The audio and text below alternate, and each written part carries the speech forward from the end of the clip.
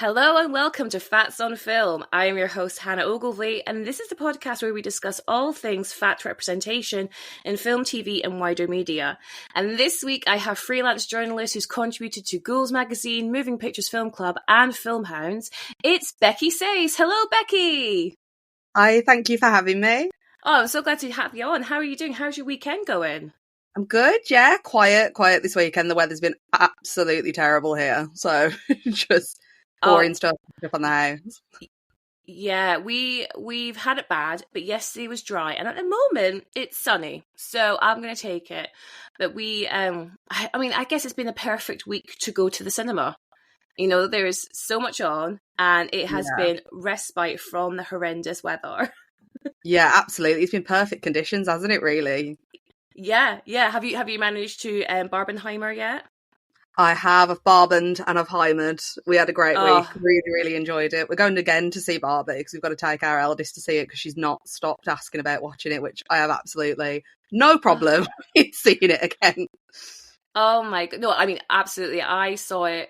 I think last Monday or Tuesday, and then my friend was like, "Oh, can we go to cinema this weekend?" And I was like, oh, "Okay, yeah, I'll be up for seeing Barbie again."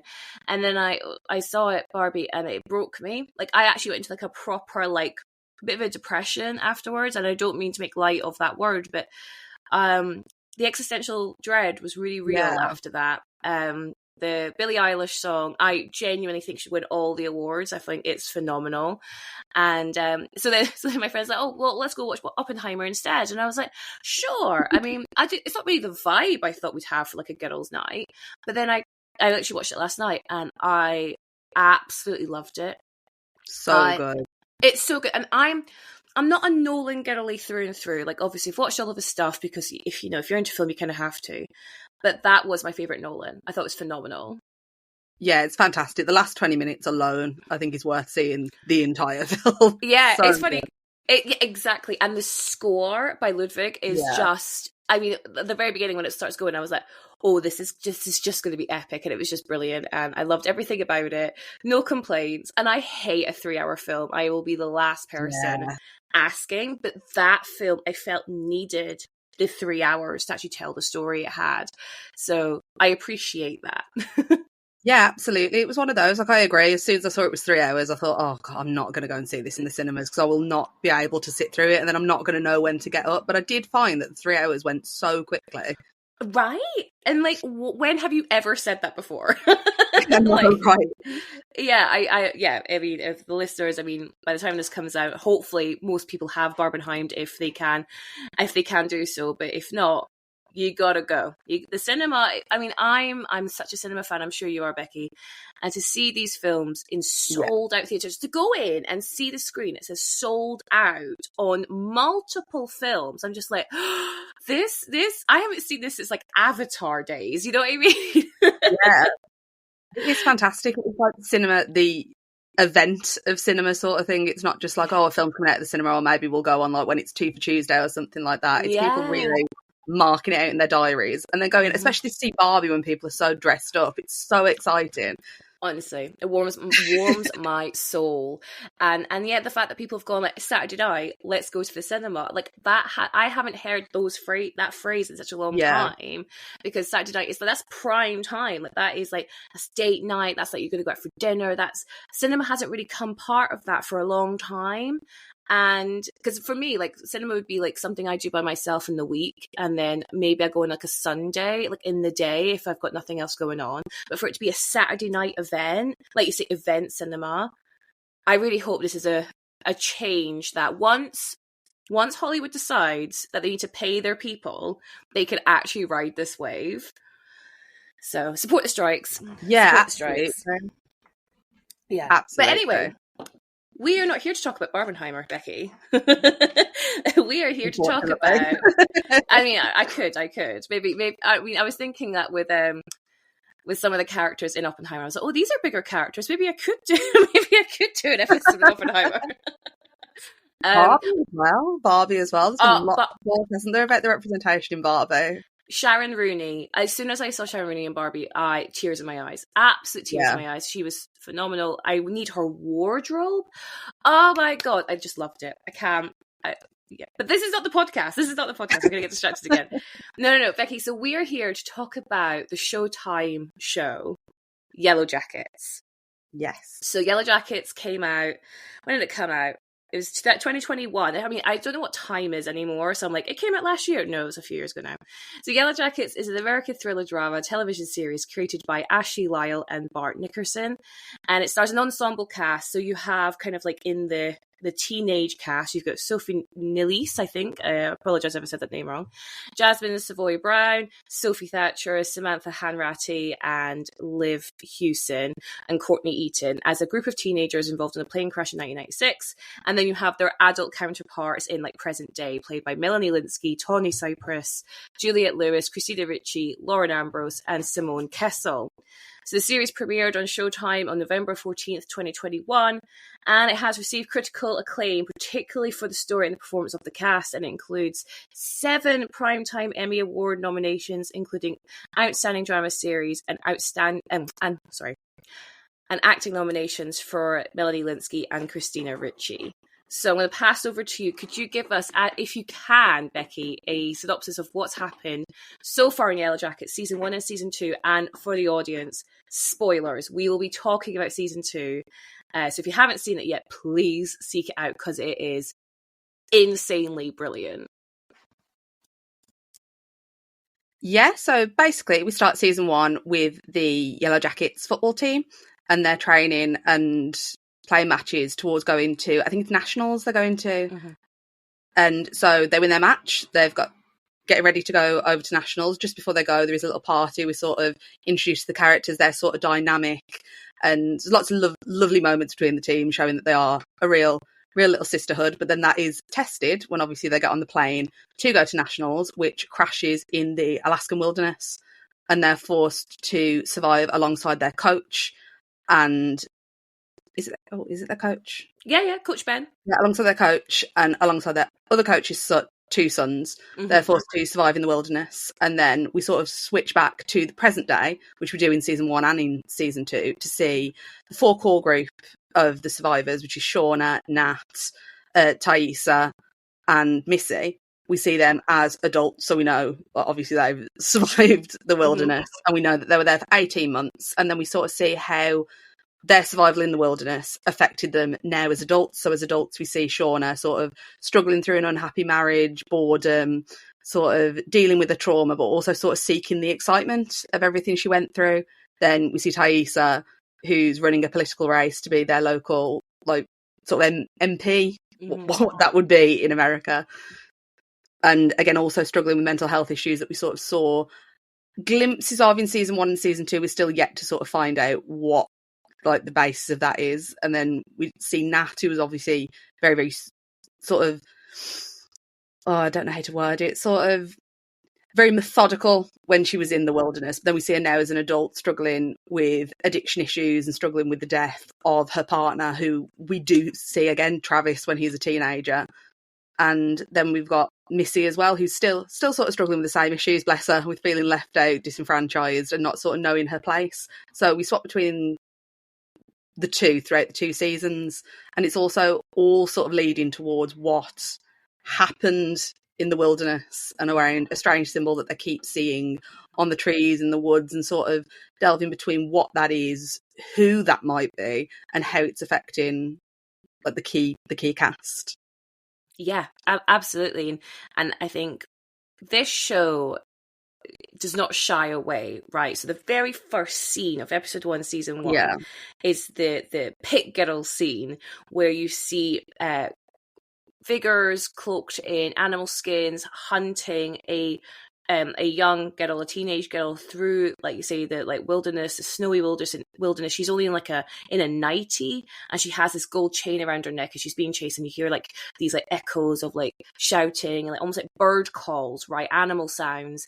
And then she falls into a trap where they've put spears up to impale her. And then they drain her blood. It's very important. You don't see any of the hooded figures. We don't know who these people are. Yeah. Apart from Misty, we see Misty, and we see that they're all kind of in a circle and they're all feasting on this person. So we know straight away cannibalism. And it is one of those things where, like, you know, you've heard these stories, right, of people getting trapped in the wilderness or plane crashes in the wilderness, and they've had to resort to eating their friends to survive. So again, it's playing on all that, like, pop culture knowledge that we know that this unfortunately does happen or can happen. And so yeah, that's like, we know cannibalism is going to happen in this story. We know these teenage girls are going to have to resort to it to survive, and then we get the I wouldn't say a flash forward, but I guess it is a flash forward to modern day, where we see these adult women who are in their 40s, and like you said, some of them are thriving and some of them are struggling. And we're going to follow them, how they're still connected all these years later. And one of the things that keeps coming back, especially in season 1, I feel, is this idea that they have never told anyone what happened in the wilderness. And for I guess, like, for shame, will they be judged? And I've seen this a lot. I don't know if you frequent, Becky, the Yellowjackets subreddit. Yes. Oh, so glad you said that, because I love it. But that comes up a lot in that subreddit, where people ask, well, why do they want to shield from the world what they did? Because most people would understand. I mean, yeah, it'd be a bit grossed out, and people are going to think it anyway. So why not just say, oh, this is what happened? And I think most people have come to the conclusion it's because it's so much worse than that, right? It has to be so much worse. What they have done, and what we'll find out in seasons to come, hopefully, is what they did in the woods is so much worse than just eat people. I mean, it's got to be, hasn't it? I mean, that's the first thing I thought from seeing it, because I do think something that's interesting with Yellowjackets, especially in the first season, because obviously we don't see any cannibalism until the second season. And there were moments, like, from the first scene, I thought, oh yeah, definitely cannibalism. But then as it goes on, I did sort of think, oh, is it cannibalism? Because they're not giving anything away. So I thought, well, maybe it's something completely different. And you do see it, and you think, well, like you say, like, it's sort of obvious that's going to happen for them to survive. Like, they've got to go through the winter there. It's winter in Alaska. They're not going to be able to hunt anything. They're teenage girls. Like, they've not got hunting experience. No. They've not got the capability to go, like, miles and miles out to hunt animals. They're definitely going to have eaten someone. And also, I thought as well, when they do rescue them, obviously we haven't seen how they're rescued yet or what happened, but presumably someone comes and rescues them. They're going to see that people are missing. They're going to hunt the land. They're going to find these bones or whatever's left of these people. Surely they're going to know that someone's been eaten. Like, literally, like, I don't know why. And that's the thing, I don't know why they're hiding it, because when in season 1 we see that Taissa, like you say, is running for some kind of governmental position, and her opposition runs like a smear ad, like, saying that she eats people because of her history being part of the Yellowjacket story. And that's another really important thing, is that these are, like, kind of infamous girls, right? Even as they're adults, people know of the story of the Yellowjackets football team that crashed in the wilderness and somehow survived. So there's all these rumors that surround these women, that they ate people, that they did things in order to survive. How come these people survived when obviously other people don't? And we don't know how many survived yet. We know like our core 4. And now we also have Lottie and adult Van were introduced in season 2. So that's 6 of them. We did have Travis, but he has committed suicide in season 1. And that's all we know. Like, are there any more survivors, or are they it? And if they're it, like, how many went in? Like, I don't know, maybe like 20 young kids went in and only like 6 come out. We don't know. It seems like new people keep popping up in both seasons. I'm not too sure how many. I know. But let's go into, like, why we're talking about Yellowjackets for this podcast. So obviously, hopefully listeners can hear, we love this show. When you started seeing the trailers for this one come out, Becky, like, what were your feelings? Were you initially excited, or did you wait to get some kind of feedback from people? Oh, this is one you should check out, before you jumped in? Yes, I first heard about this, like, in a little group chat I'm in. It was over sort of like the pandemic time. Well, tail end of the pandemic time, like end of 2021. We were still in, like, a group chat telling each other what we'd been watching, what we've been doing. And one of my friends recommended it. I'd not actually seen anything about it until one of our friends said, like, oh, I've been watching this. I've watched it all in one day. Like, you need to watch it. You'll really enjoy it. And a couple of other people then watched it. and said the same thing, like, oh, you'll really, really like this. Mm-hmm. And I was on maternity leave at the time, so I sort of had time in between, like, rocking my baby. So I thought, right, I'll sit down and I'll watch this. And I watched it and had exactly the same reaction, watched the whole first season in one go and thought, oh my God, I really hope there are more seasons. Came back to the group chat and said the same thing, like, oh, I've watched it, love this. And our original friend who'd said it said, well, you're going to be very happy that there is a second season coming.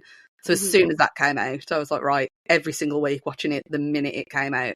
Yeah. Because it is so good. Obviously, you said, like, we are both fans of the series. There's something so different about it. Because obviously we've seen cannibalism before.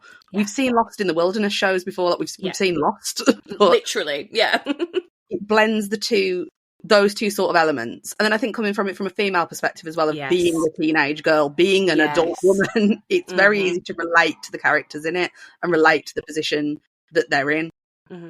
Yeah, totally. I think probably similar to you, where like I definitely saw it being advertised on like Now TV, and I was like, oh, okay, all right, we'll see.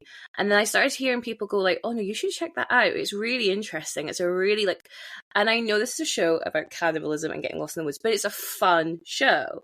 You'll like it. And I was like, oh, okay. And so similar to you, I think I might have come in maybe like 7 episodes into season 1 that had aired. So I binged those 7 episodes, and then I was on the timeline and I was like, oh God, the once a week thing.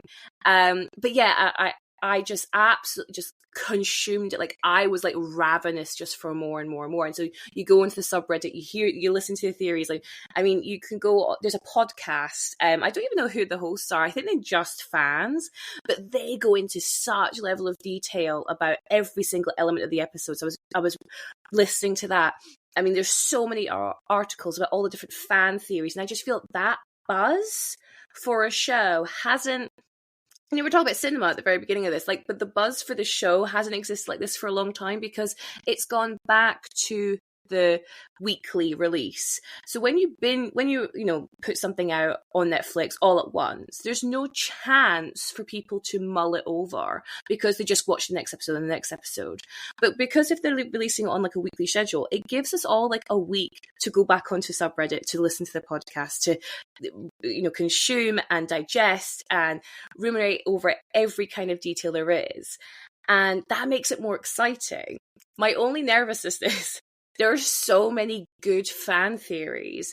Are the creators, the showrunners, the writers going to be able to match what the audience want to see? Like, are they going to let them down? Yeah. I hope not. And at the moment, I in no way feel let down with the direction they're going at the moment. So I have every faith.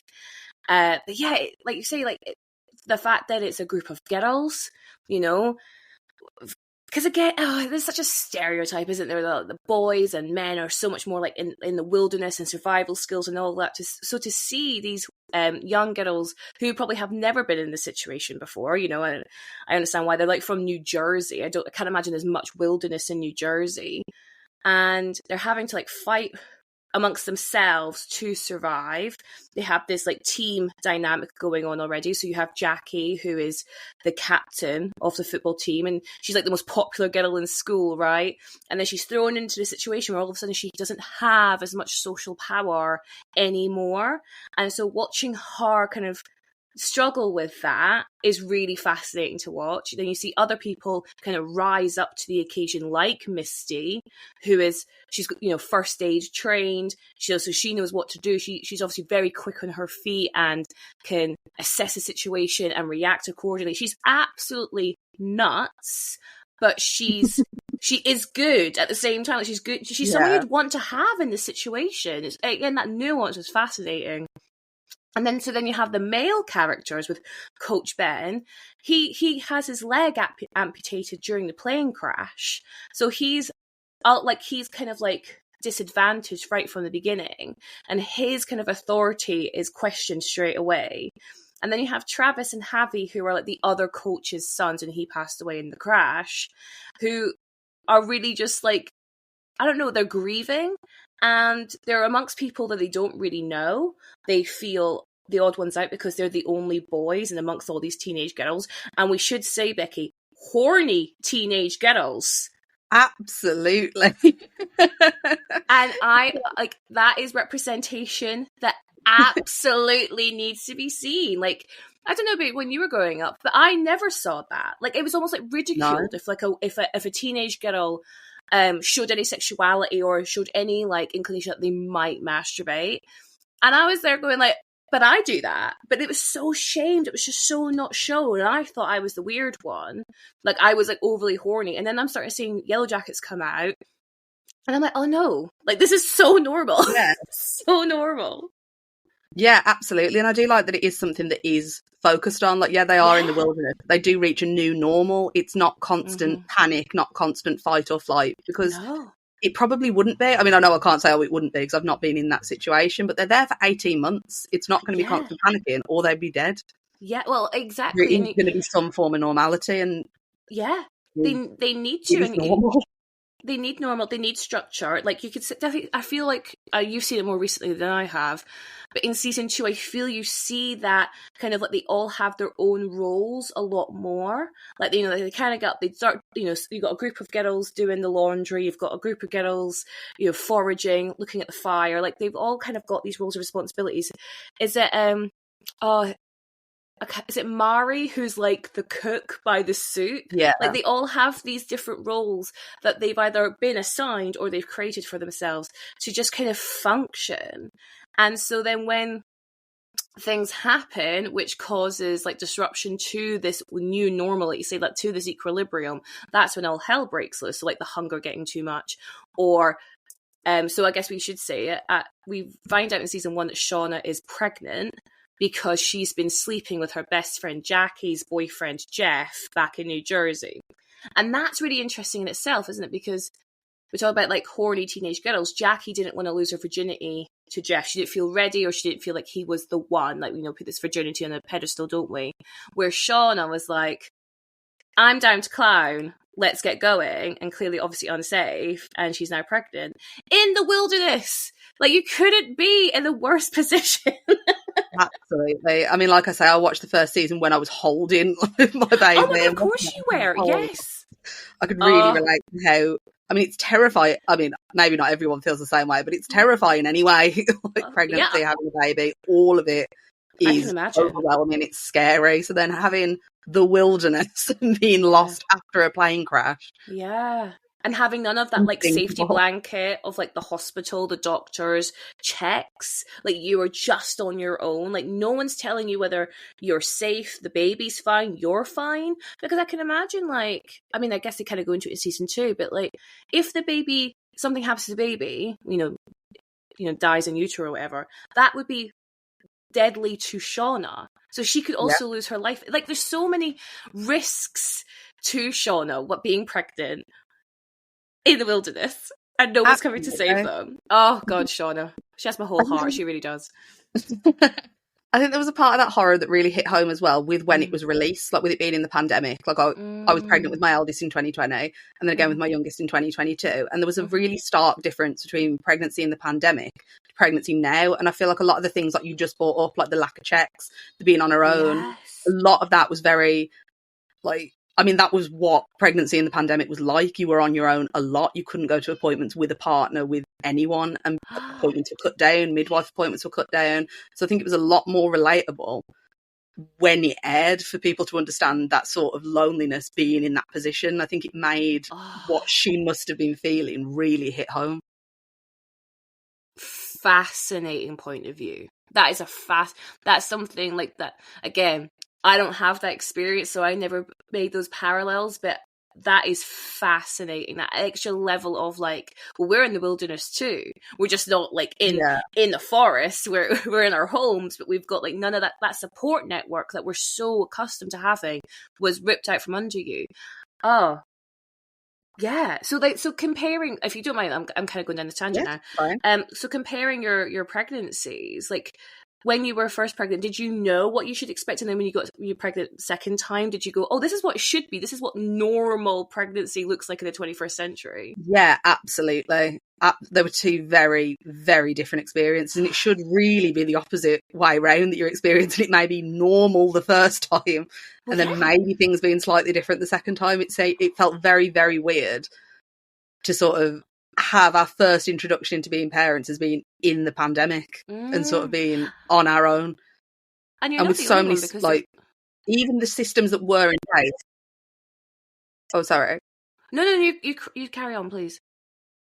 I was going to say, like, even the systems that were in place were severely cut back, obviously, because of COVID. They had to reassign staff constantly. So, say, we'd see one midwife one week who'd then be gone. Then it was a lot of sort of being, like you say, having that sort of support system and comfort blanket completely ripped out from underneath you. And I don't know whether it was an intentional thing in Yellowjackets that they sort of picked up on that, but I did think that representation of how Shauna was, because she was surrounded by girls that obviously didn't really, well, I say obviously, like, teen pregnancy does happen, but it is a rarity compared to like other pregnancies. So she was around a lot of people that did not understand what she was going through, who she couldn't talk to, and who she didn't feel like she could anyway because of the situation she was in. And it was very much sort of the culture around like antenatal appointments anyway, of not being able to talk to people because you couldn't get hold of your midwives anyway, or there were a lack of staff, or you couldn't bring your partner to scans or to appointments, or you had to wait for a certain amount of time in labour for them to be able to come and join you anyway. So it was a very disenfranchising sort of experience. And it was weird to see that on screen, but sort of like in the extreme that she's in the wilderness and she's stranded. Like, it's an extreme experience, but it's strange to be able to relate to that. Absolutely. And that I feel is credit to the writers, right? Like that, Absolutely. they've created this world, these characters that, and we'll go into the casting, especially for the adults in a second, but they've created these characters that just feel so normal. Like, you knew these girls at school, and these adults now are adults, right? And I know they're archetypes to a certain extent. Like, Nat is such like an archetype, the proper like outsider emo goth girl, like, but they've taken that archetype, they've taken the archetype of like the popular cool girl, homecoming queen and Jackie, and then taking it like 10 steps further and giving them so much nuance and backstory and reasons for why they feel safe within those archetypes. And yeah, I think it's genius. But we've spoken a lot about the kids, the teens. Let's talk about the adults. So we have Melanie Lynskey playing Shauna, grown-up Shauna. We've got Juliette Lewis playing grown-up Natalie. Christina Ricci playing grown-up Misty. And then is it Tawny Cypress? Yes. Yeah, Tawny Cypress playing grown-up Thaisa. And I guess for this podcast, Becky, you want to talk about Yellowjackets. And what was it about Yellowjackets that you felt would be a good subject for Fats on Film? It's mostly, sort of, to me, the casting of Melanie Lynskey in it for two reasons, really. When, like, for one, the character she plays in it, like, has Shauna. Obviously, she is one of like the larger characters within the narrative, and it's fascinating to see her. In my opinion, anyway, she is one of the strongest leadership types, both as an adult and a child in it. And I think that's fascinating, because normally we don't see that. It is normally that we see the fat representation as less capable and sort of sidelined. Definitely not as a romantic lead or a sexual lead, which we do see Shauna as. It's something that we don't really see. But then also, on the other end of the spectrum, the fact that Melanie Lynskey is placed as like sort of the plus size character. And then she spoke about how she was treated behind the scenes. I'd read an interview before that she was fat shamed by one of the crew, and her cast had to stand by her. And I find that ludicrous that she was treated like that. Yeah. As a woman that really, she's got an average sized body. It's how she's been othered in that situation, I think, is so strange.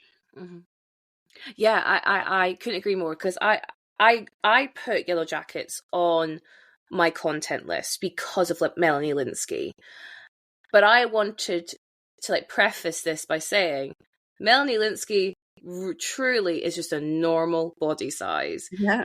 And I think part of that, the reason why we think of her as bigger, is because the rest of the cast is incredibly slender.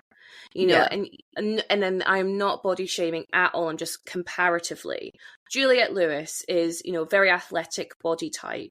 Christina Ricci has always been incredibly slender. She's got that, like, you know, chiseled jawline, right? And then oh god, really good. Tawny, because I want to say Thaisa, like, no, that's the character's name. Tawny is, again, very slender, very athletic, and so I think comparatively, Melanie Lynskey absolutely has more meat on the bone than those slender actresses. But if you were to put Melanie Lynskey, like, in the real world, you wouldn't bat an eyelid to it because she just looks normal. And yeah, you mentioned how she was fat shamed by someone. She hasn't specified who it was, but someone came up to her and said, what do you plan to do? I'm sure the producers will get you a trainer. Absolutely. And this is Melanie Lynskey talking to Rolling Stone. And then she continues saying, they'd love to help you with this. They'd love to help you with this. Like, what's this? Why does it need help? You know? The fact they couldn't even say what this is, I think, speaks volumes as well. Yeah. Like, if they meant that, it's not a dirty word. It's horrible what they're saying, but they can't even say it. Literally. Ridiculous. Yeah, because they know it's wrong. You know, they know that they shouldn't be saying this.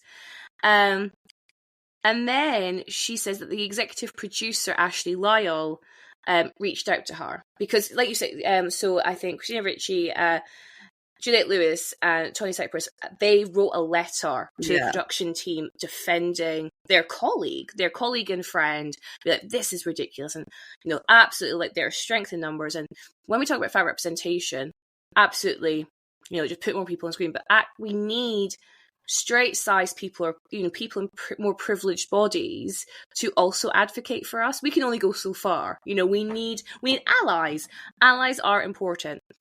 So Melanie says that Ashley Lyle sent her an email, and it said how proud she was to create a show where there is a regular sized woman who is in the love triangle with two hot guys. She said that if she had seen something like this when she was a teenager, it would have changed the trajectory of her life. She said that they love me and they love the way I look. I mean, like, Ashley Lyle touches on there how important representation is. She needed to see a plus-size, curvy girl, woman be admired, be wanted, be aspirational. And so we again touched on that. Shauna, as a mother at this point, as an older woman, she lusts for, I guess, the excitement that the wilderness provided her when she was a teen.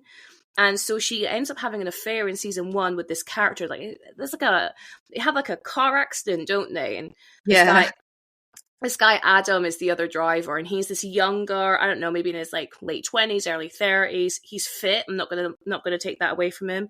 He's an artist, and he instantly likes Shauna. But what's interesting, and it's great, love that this hot guy is into Shauna, but we are meant to be suspicious of why he's into Shauna. Like, is he a Yellowjacket fan? Is he like trying to get dirt on Shauna about what they did in the wilderness? Like, we're meant to be suspicious of him. And I, as much as like I'm really happy she has this like really hot moment with him, they are playing into the fact that why is this hot guy into plus size? And I'm using commas here because air quotes here, because I think Melanie Lynskey is like, she is like curvy, but I wouldn't want to put a number on her, but I wouldn't call her plus size personally. She's just curvy. But yeah, like, we're meant to question, why is Adam into this curvy older woman? Because that doesn't seem right, or it seems suspicious, I should say. No, yeah, I agree. And we don't have the same, like, from rewatching it recently, we don't have the same sort of suspicion when it's Nat, when she starts dating Kevin Tan, who is obviously one of the local policemen, who is way more likely to be investigating than as a policeman, as an investigator. We don't have the same sort of suspicion. Maybe it is because they know him already, they know who he is. He was already friends with Nat, but it's not sort of placed on the same sort of, like, in the same sort of ballpark, which I thought was quite strange. Like, yeah, it is unusual a complete stranger showing interest after a car crash. It is unusual, but they should treat everyone with that suspicion. It is unfortunate that it is just Melanie Lynskey's partner that is placed under that suspicion. Yeah, exactly. As much as like I'm happy that, you know, we see Shauna have like an active sex life. Actually, on that, when we first meet adult Shauna in season 1, she's masturbating with her daughter's vibrator in her daughter's bed. Yeah. Isn't that like, I mean, if there's any like a moment to be like, oh, she is messed up, it's there. Like they don't hold any punches with that introductory scene. Yeah, I think it really shows the desperation she is to sort of feel that excitement again, because I think it's certainly not a situation anyone would want to put themselves in. Yeah. Well, willingly, obviously, she does do it, but sort of at a choice of any other sort of sexual situation, I don't think it's one that many people would want to put themselves in. So I think it is really effective of showing that she really is chasing that sort of excitement of her youth once again, like the youth that her daughter does have. Yeah. Even though we see in her teenage years, like she didn't seem like she was really enjoying that excitement as a teenager, like comparatively before we see her as the Crash, she is really very much in Jackie's shadow. Yes, very sort definitely. of not wanting to be her, but also being fascinated by her at the same time. And she doesn't really seem to come into her own, unfortunately, until she is stranded in the wilderness. Yeah, like, I mean, you know, you hear a lot about how like traumatic events can make or break people. People do credit traumatic events for who they are, either in a positive or a negative light. And I think for Shauna, that traumatic event does unlock something in her. It unlocks this survival mode. It unlocks this, you know, she becomes the camp's butcher. She is the one with, I don't know, I was going to say the stomach for like, you know, cutting up the animals, and then the people as we get to. And she's incredibly valuable to the camp for that reason.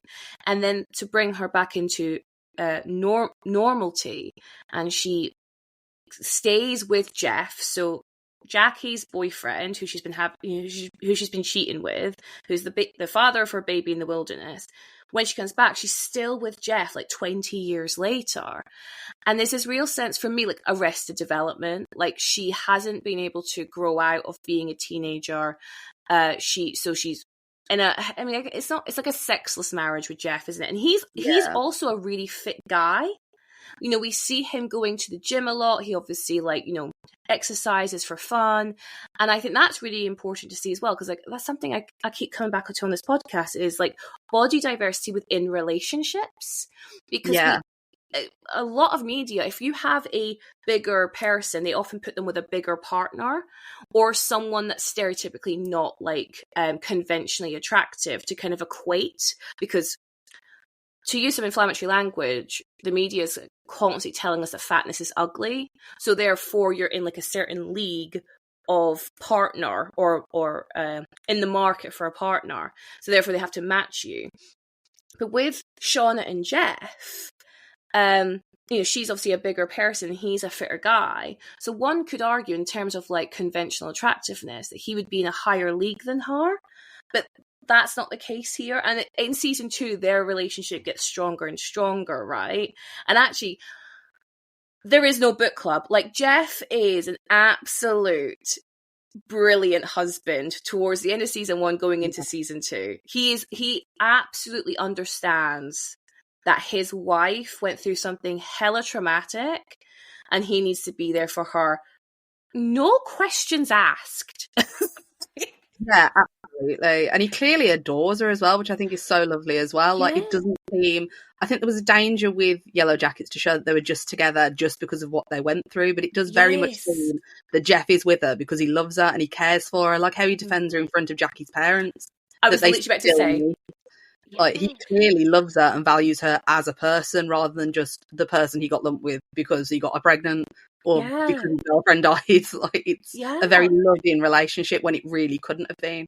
Yeah, they really subvert expectations with that character arc because, like you say, you kind of same with the other thing, you're meant to believe he's suspicious. Jeff doesn't actually love Shauna. We're led to believe that he's cheating on Shauna at the beginning, right? Like he's seeing this. It's something to do with his business. He's got like a furniture business, right? And it ends up being about that. But then Shauna's the one who cheats. Shauna's the one who seeks out that excitement. The younger guy finding her hot.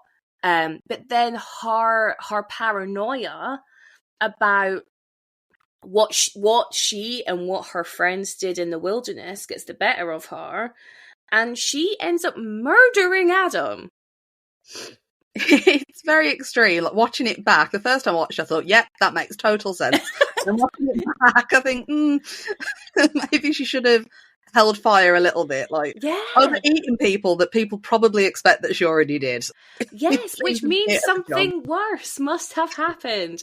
But yeah, like, it's such an extreme reaction. And there is a sense, again, we see this more in season 2 as well. Shauna likes to have people's lives in the palm of her hand. Yeah. We see her threaten that, like, what's the word? Pound, like the car lockup place. Oh god, what is the word for that? It's mechanics, aren't they? Mechanics. No, they're not mechanics, are they? They're They've taken her car. They've stolen her car. Impound. Yeah. I don't know what the words are called. Yeah.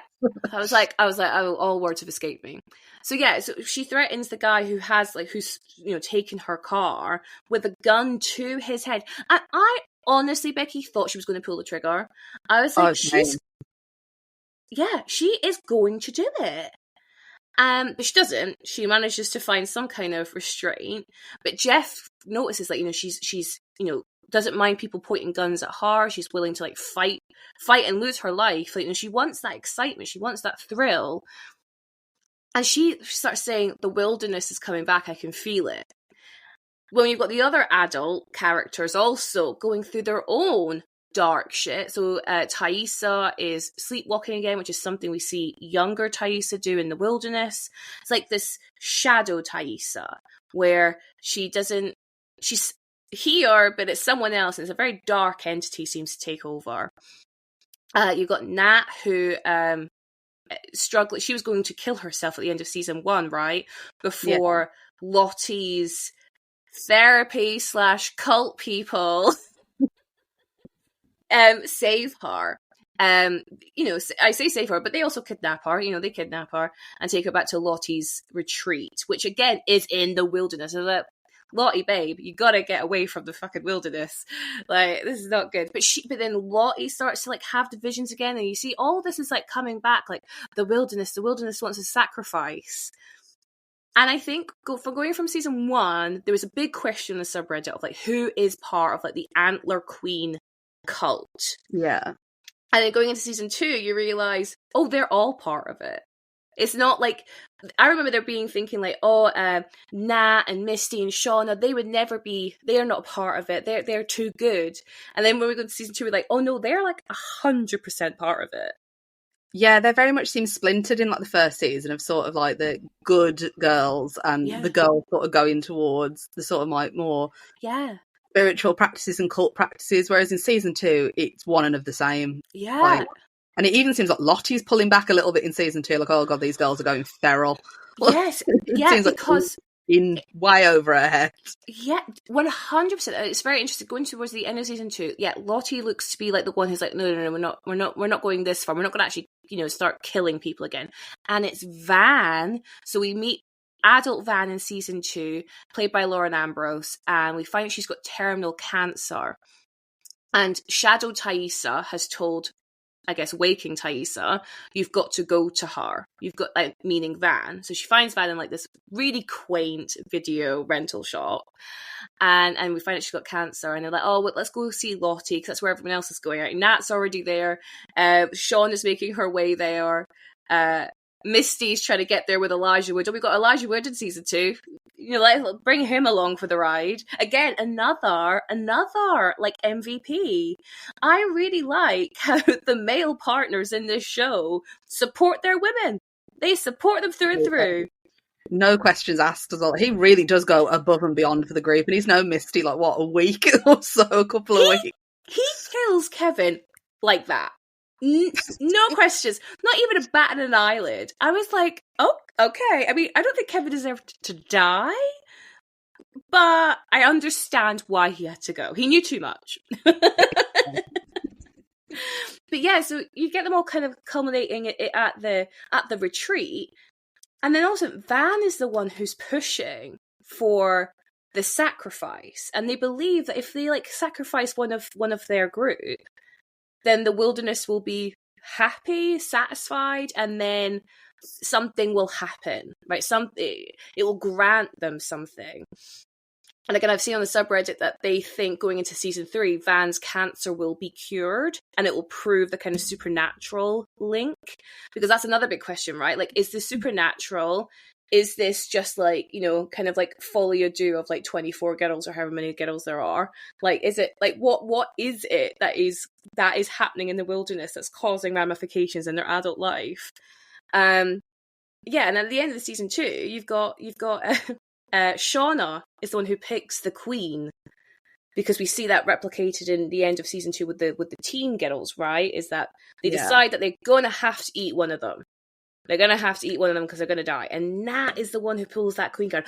I tell you now, when Nat pulled that card, I was like, this doesn't make any sense. What's going to happen? What's going to happen? Like, yeah, even though I've seen her as an adult, I was still like, oh no. I was like, babe, you've got to, how are you going to get out of this? This is, and they are feral, aren't they? Like chasing after her. Scary. Like, even though they're teenage girls and it's, you know, not real, you still sit there like, oh my god. Like, it's hard to watch some of it because it really is uncomfortable how they're acting. I think it's a real testament to the young actors. Oh, they're phenomenal. They are fantastic. Phenomenal. Absolutely. Yeah, terrifying. And then, of course, poor Javi is the one who ends up dying. And I'm like, that was brutal. And I was like, oh god, sorry, I'm just having flashbacks to everything that happens after Javi dies. And it's like, it's brutal. And you see that these girls, I mean, I see they're girls, but they're like older than that. They've had to grow up so quickly to the fact that they're like having to like murder their own group just to survive. And they do it in such ways which is like they apply so much ritual, and it almost feels like religious, and like a religious experience for them, like, you know, almost like having it be like the wilderness decides, so to remove any of their own guilt over choice, like it's fate. And then Adon, the necklace that they tie onto Nat's neck, and then they chase her. I mean, I know they weren't going to chase her. I think Shauna was meant to slit her throat, right? But she's the one. Oh no, Travis helps. Yeah. And again, another man supporting our girls. I love to see it. But I've gone off tangent because I was talking about Shauna and Melanie Lindsay's casting of Shauna. So we mentioned how she's obviously a curvier girl. We mentioned how she's really capable, both teen Shauna and adult Shauna. But she has this really complex relationship with her daughter Callie as adult Shauna. Like as a mother, and you know, as a new mother, as you were watching Yellowjackets, how did you feel watching their mother-daughter dynamic? I thought, again, like the sort of strained relationship, I thought was another element of how uncomfortable Yellowjackets can be. Because I think a lot of what Sean is going through, the trauma that she is going through, means that she's not a very present mother. And we sort of see that from the fact that we don't really know much about her daughter. All we see her being in season 1 really is resentful towards her mother. Yes. But it very much seems that it is because her mum and dad just aren't there. Like, physically they are, but mentally they are somewhere else. They don't really know what their daughter's doing. They mention it a few times, like where is she, or she's like with such and such, or with her friends, or she's not there. Whereas in season 2 they do sort of bond. Again, like it's sort of presented positively that they're sort of more together and sort of banding together. They're realising who they are, how they can connect. But it's over her mom murdering her affair partner. So it's sort of awful parenting, but sort of also the juxtaposition of that is how it's sort of represented as a positive thing that they are sort of connecting. I think it's another part of the horror that is Yellowjackets, the sort of bonding over trauma to overcome. Yeah, 100%. And that the scene where Kevin and his awful partner are interrogating Callie. So the partner seduces Callie. Now she's like a minor. She's 17 years old. This is so illegal on so many levels. And I was like, that guy, I need him to get his comeuppance. Like, I really do. I need Elijah Wood's character to do something there. Like, please. But you mentioned the trauma bonding. And I think that is the main theme of this show, is the trauma bonding. And I read this really interesting subreddit, and I apologize to the user as I cannot credit them because I didn't take their name down. But they mentioned how, so at the end of season 2, the adults are going to make a sacrifice to placate the wilderness, and Shauna is the one who pulls the Queen card. So they're all going to brutally murder Shauna, and Shauna runs away.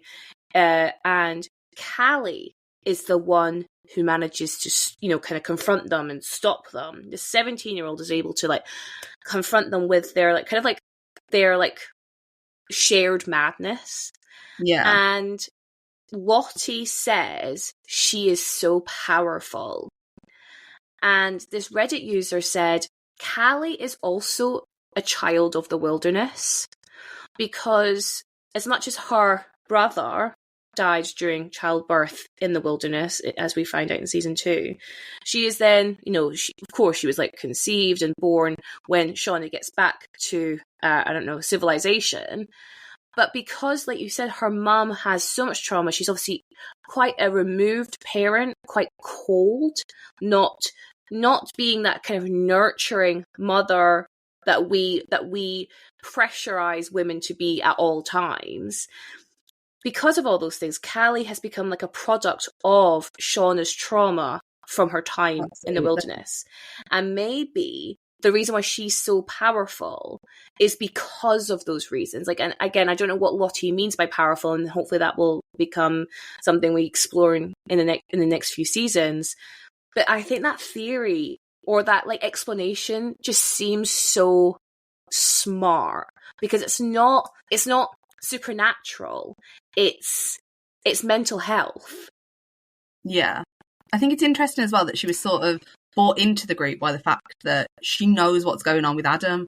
She's been a big part of that, and she's now been brought into the investigation. It's sort of passing down that sort of generational trauma, almost like definitely. the says, passing down what Shauna went through to her daughter, not in exact sense, obviously she's not also stranded in the wilderness, but she is passing down something traumatic that she's gone through.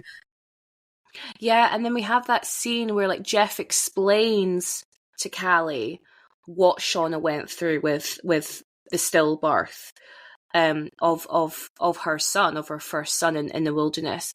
And Jeff, he is so kind in this moment, So I think, if I remember rightly, Becky, that scene starts off with Callie almost slagging her mum off. She's not kind to Shauna, and Jeff is like, no, you need to, pump your brakes. Your mum's been through so much. And she goes, oh yeah, no, I know everything that happened in the wilderness. No, you don't. No, you don't. Let me explain. And again, the actor who plays Jeff, do you know what his name is? Warren Cohn, something like that. Yeah, I should have Googled it before.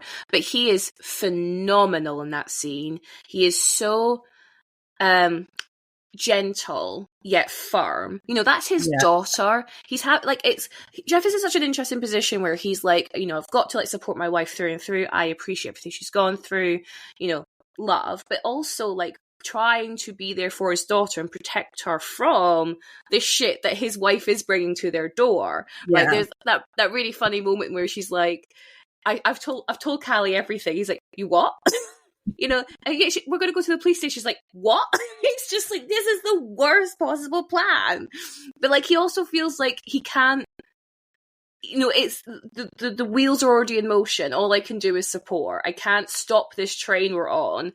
I just need to jump on it and support where I can. Yeah. So, the other things I want to talk about with Melanie Lynskey. What was your relationship to her before Yellowjackets? So, I'd not seen it in too much, to be fair. I'd seen her in Coyote Ugly, and then of course, very recently seen her in The Last of Us, but I'd not actually seen her in too much beforehand. Right. And then it seems like she just sort of exploded onto all sorts of things recently, seemingly from Yellowjackets. Yes. And I've sort of fell in love with her as an actress since. I love how she tackled playing Shauna.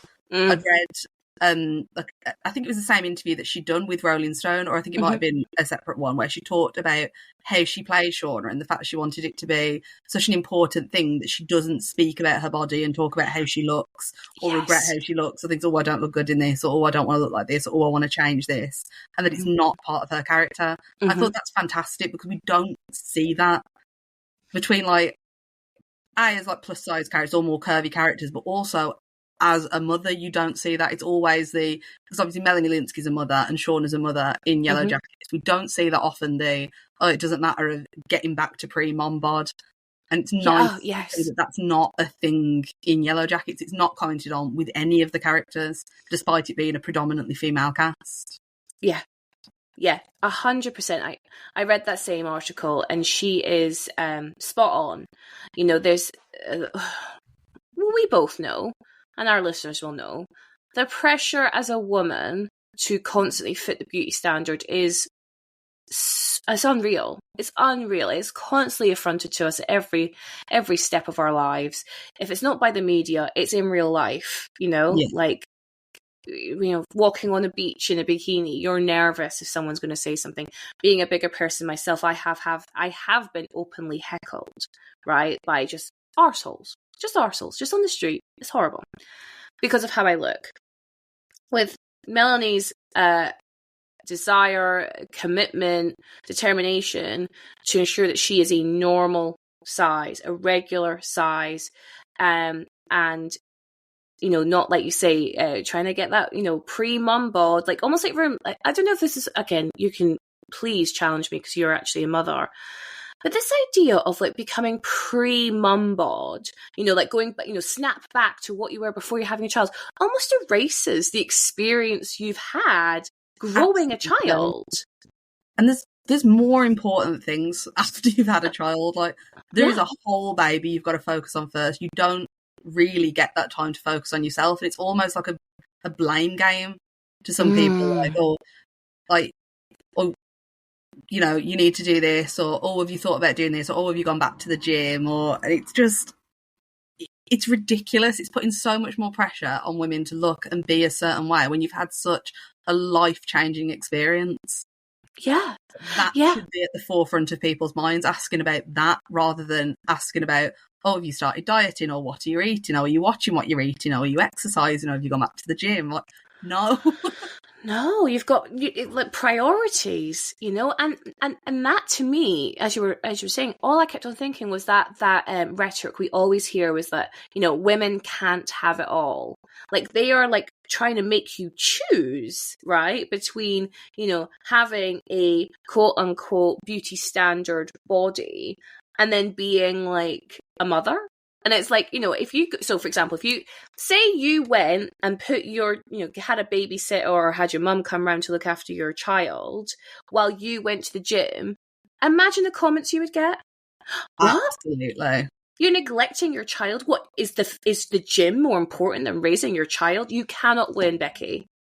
Absolutely. And they do mention this in Yellowjackets as well, when she has the dinner with Jackie's parents. Jackie's mom makes a comment like that. Like, oh, well, you can't have it all. You can't work and be a mom and be this and be that. You've got to be, I think she says, you can't be extraordinary in everything. Trying to talk about Jackie. Well, Jackie was a teenage girl when she died. She wasn't an adult. She hadn't gone through these things that Shauna has gone through. It's unfair to say that when comparing her to Jeff, when, you know, we don't know too much about like Melanie Linsky's job and life and what has happened between the past and the present.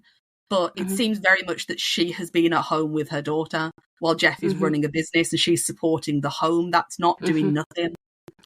100%. Like, opposed towards Jeff when Jeff is also a parent. Jeff is also, you know, running that household. It's all put on Shauna's shoulders. Yeah, definitely. Melanie Linsky's also spoken about really like openly about her own struggles with like disordered eating, which as someone who also has suffered from eating disorder, I always appreciate someone's vulnerability and honesty talking about that. But she said it was to do with, you know, the media she was consuming. I think she's from, is it New Plymouth, New Zealand, or is it just Plymouth, New Zealand? Let me just get it up. It's in Stylist magazine. Ba, ba, ba, ba. No, I'd read this as well. It was another thing that I thought was so shocking about what the crew member had said to her. Yeah. Like, what a horrible thing So to say. And this is it. Like, I mean, I'm speaking to the converted, I know, but like, stop commenting on people's bodies. You have no idea what they've been through. Like, that crew member has no idea the history that Melanie Lynskey's gone through with her own eating disorders, her own like body image like issues, and he doesn't know. He could have, said that and triggered like a relapse. Exactly. He has no idea. He has no idea of the damage he could have caused. So this is it. It was very hard to get magazines in New Plymouth, but they would have International Vogue, and we would go there and rip out pages of the magazines of the skinniest, most beautiful women. They were all over my room. I thought you were supposed to have a gap between your thighs. I became obsessed with that. Her boyfriend at the time, I think this is in the 90s, really helped her like kind of see what she was doing wasn't great. She goes, it changed my life. She stopped throwing up after meals. It took a while, but that was a big one. I had for a very long time been on this diet that was basically 800 calories a day. And if I ate anything over 800 calories a day, I would throw up. I was never bingy, but sometimes I'd be starving and I'd have another teacup of Special K. Then I'd be like, well, now I've got to throw that up. And then she goes, it's amazing to be 45 years old in a size 12 body and be playing the sexiest, most interesting, most fun role of my entire life. I never thought it was going to get better, but it did. Just fills my heart. Oh, you know what? Like, that makes me emotional. Yeah, it does. It's just such a lovely thing to read, and to see that, in my eyes, she is the most powerful character in Yellowjackets. She really comes into her, especially in season 2. Like, she is the leader of the group. It's just fantastic to have that moment. Yeah, I appreciate, like, she said she was 45, so she's been on this roller coaster for however many years, being in Hollywood, trying to act, get roles.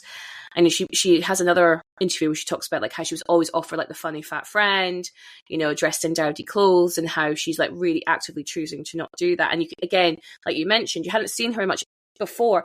I hadn't seen her much recently. So I think the last thing I probably saw her in was Perks of Being a Wallflower. And she is a molester in that. She's a child molester. And I think that's really interesting when we talk about fat sexuality. It often falls into this perversion.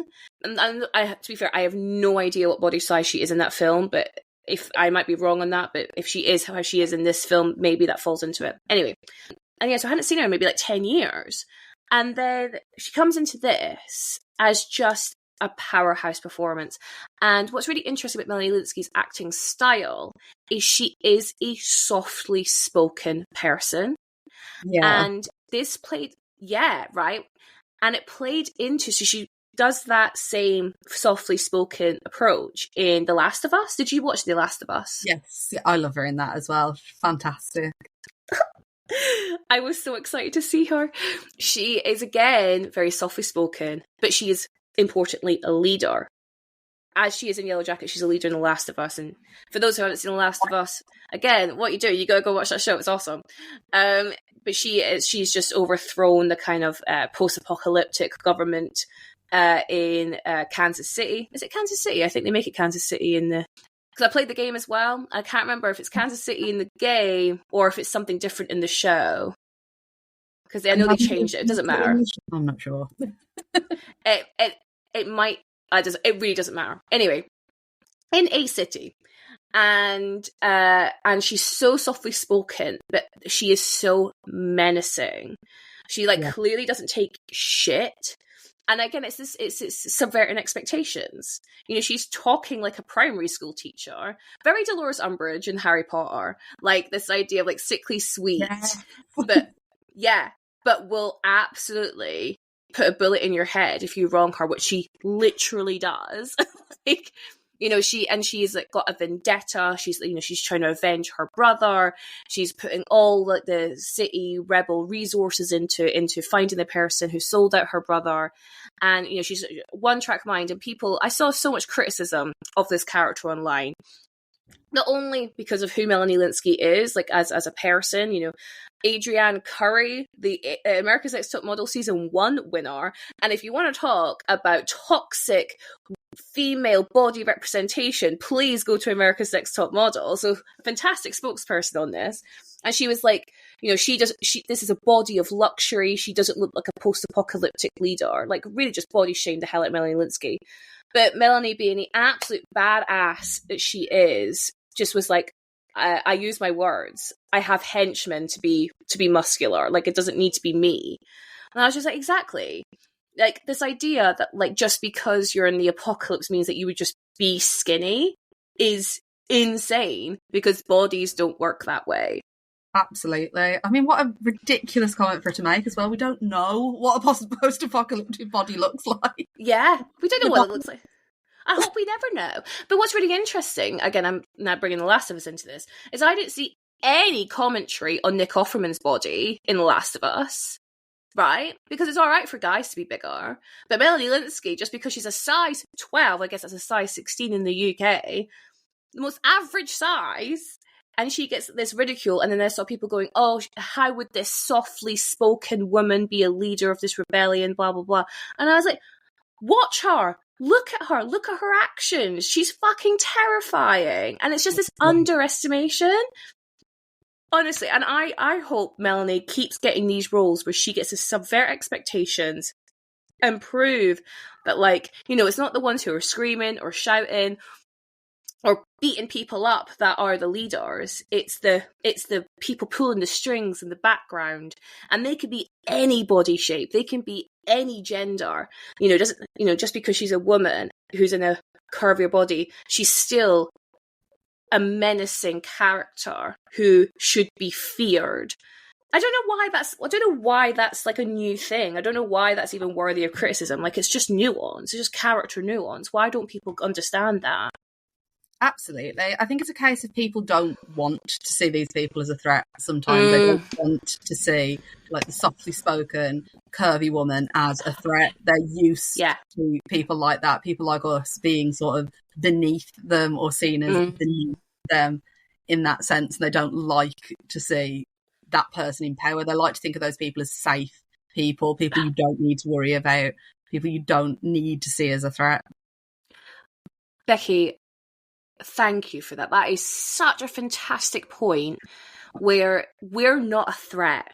You know, if we're bigger, if we're women, especially if you're like a softly spoken woman, I do not fall into that camp. That's not one of the nuances I have.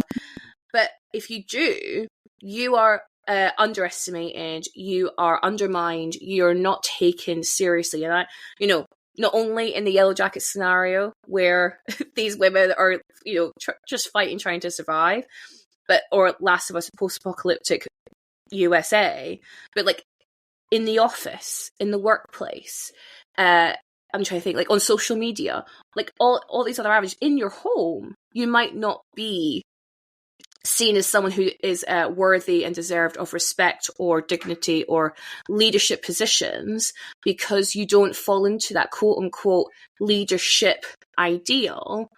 But that leadership ideal, Becci, is really masculinized. Absolutely. Is that a word? Don't know, I made it up if it is. But yeah, right? So I think it's so important for Yellowjackets to show what female leadership and female villainy and female heroineship, what that actually could mean in all these different types of people. I love the fact that we don't have such a clear, like you mentioned, villainy. Don't necessarily have such a clear-cut villain in Yellowjackets. I love that each of the heroines does sort of have their turn in the spotlight as a villain, doing something that the rest of the girls don't agree with. And I like that. It shows it as a more complex character, and it's something that aids in the fact that, sort of, you mentioned earlier, like the archetypes and the stereotypes of the girls. It's something that makes them feel like more fleshed out characters. Yeah. They're not all good. They're not all bad. Like, I do feel in season 1 we get it a little bit less. It does sort of feel like Lottie is placed as the villain. Whereas we see in season 2 more that she's not. She does have a softer side to her. She's not just, away with the fairies in the forest, like trying to murder everyone.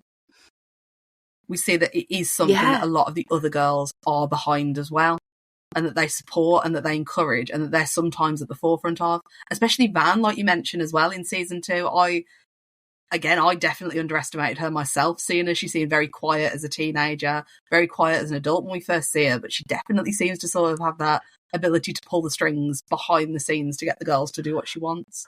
And I hope it is something we see more in season 2, because she's such a fascinating character. Mm-hmm. And played like perfectly in both timelines. But like to see Lauren Ambrose come in and like I feel like she's always been there. Like she just slotted in so well with the adult characters. But yeah, all of these characters have so many shades of grey.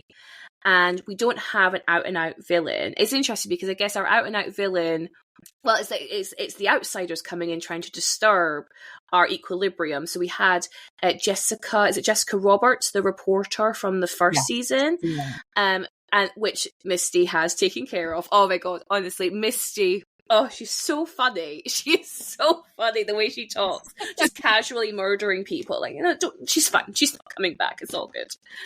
And then you got the police officers in season 2. Like the outsiders who are trying to get to the bottom of this mystery, this 20+ year mystery. They're our villains. But then when we come to our core group, we give them so much more grace because we understand what they went through. We're, as an audience, given so much more of a window into who these characters are than anyone else in the show, because we understand the trauma they've gone through to who they are now. But the police officers don't get that. Jessica Roberts doesn't get that. Thaisa's wife doesn't get that. We see at the end of season 1 that Thaisa has sacrificed the family dog, and we are led to believe it's so she could win her election for whatever the role is. And that's insane. I am in no way advocating for sacrificing cute dogs. But we, as an audience, we go, oh, but this kind of makes sense because of what's happened back in 96, right? But no one else has that level of nuance. So that's why I think we love our characters, because we understand them better than any of the other characters. Yeah, absolutely. And I think it's interesting, like you say, why the characters are being killed in it. Like, we have a journalist trying to get to the bottom of it. We have 2 policemen trying to get to the bottom of it. It's interesting to sort of take a step back and think that we, as viewers, are watching it, trying to get to the bottom of it. We'd also be killed by them for trying to understand it. Oh my God, we so would be. Because they kill Adam. I say they. Shauna kills Adam because she thinks he's trying to understand what happened to her back in the the forest. So yeah, and we want to do that too. Like, I mean, think about the people in the subreddit who are just like going in deep, deep, deep. They'd all be on the hit list. Absolutely. Oh my God, and it is like that curiosity killed the cat. Like, maybe we should just leave well enough alone. Everyone start watching Yellowjackets. Yeah. Oh my God, it's such a fascinating point of view. So I want to now pivot from Melanie Lynskey to the other castings, because I think it is so clever that they cast Juliette Lewis and Christina Ricci. Yes. I was so happy to see both of them because they're both in 2 of my favourite films. So as soon as I saw them, I was like, right, well, I'm definitely going to watch this. So what are your favourite films? So From Dusk Till Dawn is one of my absolute all-time favourite films. One of the reasons being Juliette Lewis. It was one of the first things I ever saw him in. Yeah. And then The Addams Family as well, with Christina Ricci, loving it when I was a child. Of course. So seeing both of them in one thing, I thought, absolutely brilliant. Yeah. Yeah. These are 90s stars, right? So I mean, I guess Juliette Lewis can fall into like the late 80s, but like, probably came more into her own into the 90s. Christina Ricci, 90s through and through because of Addams Family. Casper, oh my God, like just I loved Christina Ricci as a child. And where you've got a film that takes place half of it in the 90s, then to bring in these 90s stars into the modern timeline is, I just think it's so clever. Yeah. It sort of adds to sort of the nostalgic element of like the film, of the TV show, sorry. Yes. Like, these sort of nostalgic actors, even though they're not in the past. I think it does perfectly sort of add to the nostalgic feel of the TV show as a whole. That, along with the soundtrack as well, it really really immerses you into when it's meant to be. Yeah. Well, when they had the like opening the theme song, the No Return, which is a banger, and then they have one of the episodes used to like Alanis Morissette cover it. Yes. Like, oh my god, you're so smart! Like, it's so well done. Like, to like really tap into that nostalgia. You know, again, they've gone. You know, anyone could watch this show, but for, you know, teenagers who grew up in the 90s and who are now in the age of like Juliette Lewis, Melanie Linsky of today, that is like perfect for them, because it's like it feels like it's made for that generation. Just slightly older than myself, because I'm 31 now. So yeah, I was like a baby in the 90s. I don't really remember the 90s, but I am a 90s child. But like, if you're a teen, this is the show for you, because you've got the soundtrack, you've got the actors, like say, like seeing Christina Ricci, like, I mean, again, like I feel like I hadn't seen her in much recently either. And then again, what I had seen her in, you know, she's always the kind of lead, you know, definitely gothic. I'm thinking like Anna's Family, Sleepy Hollow, definitely gothic vibes. But then to see her in this, where she is so conniving, you know, and she looks like she's having a ball. She looks like she's having so much fun with this character. You know, she likes being sickly sweet, but like happy to murder anyone who comes across her path. She fiercely defends her friends, even though they do not do the same for her. Oh, Misty. So sorry for her watching it all the way through it, because I just wanted to be included. I know. I know. Wanted to see her importance. I do understand that. And the thing is, like, you know, that's one of the reasons. The reason why they're stuck in the woods for so long is because Misty destroys the black box from the plane, which, you know, would have helped the rescue team find them. Because she's the first aider of the group, she like really springs into action. Like I mentioned at the very beginning of this podcast, she springs into action when everything kind of goes to hell. And, you know, she overhears some of the girls going like, oh my God, thank God for Misty. Thank God she was here. Thank God she could react this way. And she is just so overjoyed to be like, have a role in this new world, that she decides she wants to prolong it for as long as possible by destroying the black box. Do you think the adults know that teen Misty did that?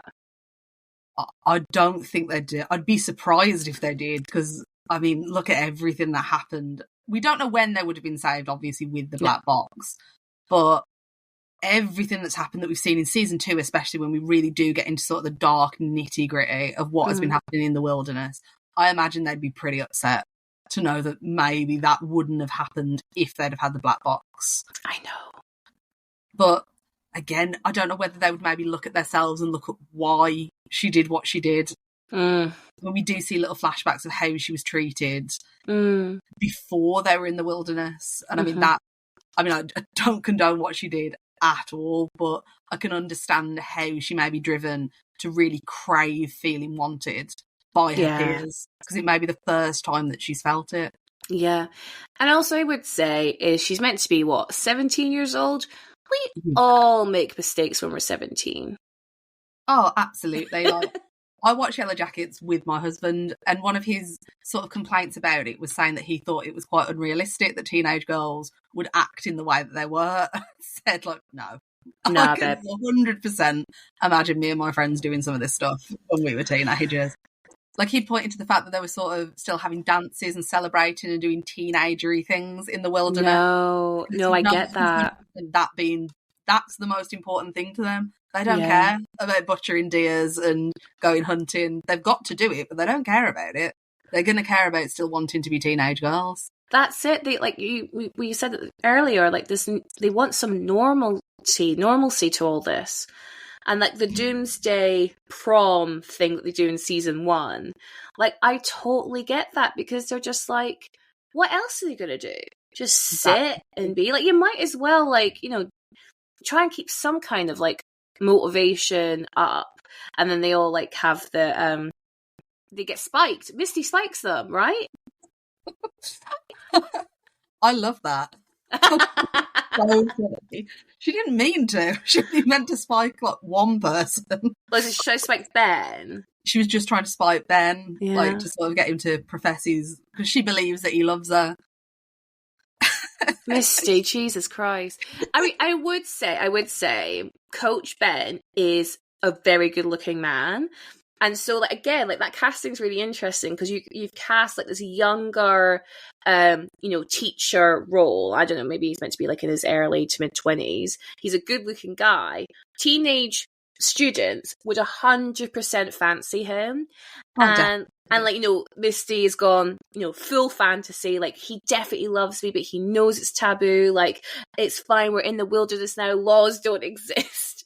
And then Coach Ben is actually gay. And again, that nuance of it being in the 90s where that wouldn't have been as openly as accepted as I hope today it is. Again, like as this nuance. Just to talk about Coach Ben for a second. So Coach Ben is the only one who has not participated in any of the cannibalism. Yeah, I thought that was interesting. That especially seeing as, like, as you say, he'd had his leg amputated, we see that he is quite unwell in both of the seasons as well. It seems like really you would have thought he would be the priority to make sure that he eats something and that he's at, tip-top health. But I think a lot of the cannibalism, like to sort of touch on that in the series, does sort of err on the side of like psychosexual, sort of having sexual and fetishism overtones. And I think with him being an adult teacher of these teenage girls, I do think that's sort of an element of why he doesn't participate as well. He doesn't see the consumption of these girls like that. And also the fact, like we touch on it as well, he is a gay man. So he's not feasting on these women in front of him. Oh, that's a very interesting take. Yeah, because I guess we haven't actually spoken about, but like Jackie dies at the end of season 1 because of exposure. She runs away because she's so upset that, Sean is pregnant with her boyfriend's baby. I think she had sex with Travis at one point, right? She's like, I need to lose my virginity, and then like, that's just before she dies. Yeah, I get it. And then she storms out, and she definitely does that thing where she's like, I'm storming out, and then they're going to come chase me, and they're going to beg me to come back in. But they don't. And I'm like, oh, we've all done it. We've all left a party hoping someone comes with us. You know what I mean? Like, oh, I'm not doing this anymore. And then you hope like, no, Hannah, come back. Like, we've all done it. We've all been there. So Jackie does that. And no one goes to get Jackie. And she dies because it's freezing cold. And then it's going in season 2, we see that Shauna is really struggling to let go of Jackie. But then Tice is like, we need to cremate her. Like, this is not healthy to have this dead body of our friend just in the shed. So they build a pyre for her, and they'll burn her. They leave her to burn. But then, some snow falls down and somehow creates some kind of smokehouse type thing and roasts Jackie.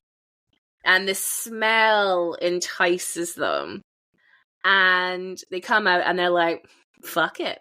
And that scene, Becky, actually makes my stomach turn. Yeah, it's a lot. But it's a lot. It's just, I love that it errs on the side of ridiculous, like how they're like you mentioned, like they're lured out by the smell. It's like Looney Tunes, like they're lured out. Yeah. They're like smelling the fumes, and they're like floating in the air. Just how they do that, and then cut in between sort of the scene of the feast where it's them like indulging all like the meats and wines, and then each other. Then cut between them, ripping the skin off Jackie's bones. It's just so fantastically done. You only see little glimpses of them eating her, but I think that's enough. Oh, it's enough. You don't need to see it gratuitously. It's almost more horrifying just seeing it alluded to. Yeah. 100%. It's grim. It's grim, but then at the same time I understand, right? I get it. Like, they are starving, and you get, like you say, that smell, the smell of the cooked meat, and they go out and they like pick her apart. And Snacky is what she is referred to on the subreddit, which I think is just so funny. That for me is very teenage girl. The fact we've gone, oh, Snacky. Oh, interesting how we can relate to them, and then I think that adds to how horrifying it is, the fact that we can relate to the fact that they must be starving, they need something to eat. You see it in them, they start hallucinating, they look weak, like the makeup department and the costuming, again, fabulous, because you can really see how hungry and tired these girls are, so you can relate to it. But then also I think how they do the feast scene, the fact that they look so happy, it sort of alludes to the fact that they're enjoying it, and I think that's where the horrific element comes from it as well. It does sort of toy with the idea that these girls are doing it because they enjoy it and they're enjoying what's happening. Oh yeah, well, and then to add to that, you've got Coach Ben, who stays in the cabin and he looks at them with disgust and he shuts the door. And then we see, I think, into the next episode, he's really like on the brink of some kind of like psychotic break, if not already in it, because he like really hallucinates. He keeps seeing them as these ravenous beasts, for lack of a better term. But interestingly, he's not the only one. So like Shauna also has that same hallucination that they're like ravenous beasts, because she sees them eating her baby. That scene. I'd seen, again, like on the subreddits, them discussing what would happen with Shauna's baby. Yeah, I know. And I really didn't think they'd go there. Even in just a dream sequence, I thought they're not going to go there. And I was so shocked. Like, to see that in a TV show, like I've seen things like that in horror films, like really like dark horror films, but you don't really expect to see it in like a Showtime TV show. I know. No they are pushing the envelope. They really, really are. And again, I think that's one of the reasons why I really like it. Because it's not pushing the envelope in like, I don't know, a male-dominated show like Mad Men or Breaking Bad. This is a female-driven show, and it is really pushing the boundaries of what people are comfortable watching. You know, broaching these taboos, broaching like cannibalism and murder, cults, trauma bonding, all that within like a female driven show. Like that really excites me. I'm like, yeah, that's so cool. Yeah, absolutely. So there's an article on Time magazine called The Science of Yellowjackets. And basically they spoke to someone who is, I don't even know what's their job role. Tell me what their job role is.